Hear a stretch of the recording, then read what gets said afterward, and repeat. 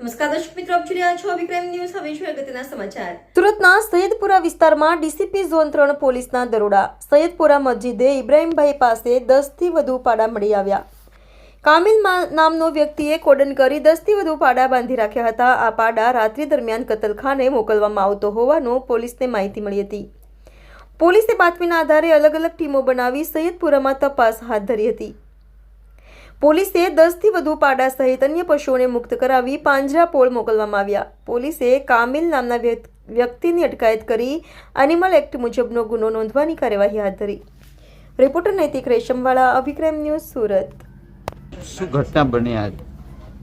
પોલીસને એક બાતમી મળેલ હતી કે સૈયદપુરા પમ્પિંગ સ્ટેશનની પાછળ એક કામિલ કરીને વ્યક્તિ છે એ બહારથી પશુઓ લાવે છે અને એની કતલખાને એનું વેચાણ કરે છે.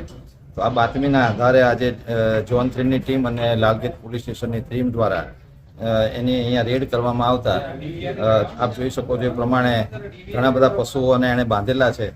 તો અત્યારે હાલમાં એનિમલ ક્રુઆલિટી એક્ટ પ્રમાણે ગુનો દાખલ કરી રહ્યા છે અને એનું ફર્ધર ઇન્ટ્રોગેશન કરવામાં આવશે કે આ પશુ એ લાવતો તો ક્યાંથી અને કયા કતલખાને આ વેચતો તો એની ટોટલ ઊંડાણપૂર્વક તપાસ કરવામાં આવશે. પોલીસે આજે આ જીવદયા માટેનું એક સરસ કામગીરી દ્વારા થઈ રહી છે, જેમાં તમામ પશુઓને અહીંયાથી મુક્ત કરવામાં આવશે અને પાંજરાપોળમાં મોકલવામાં આવશે અને કાયદેસરની કાર્યવાહી કરવામાં આવશે.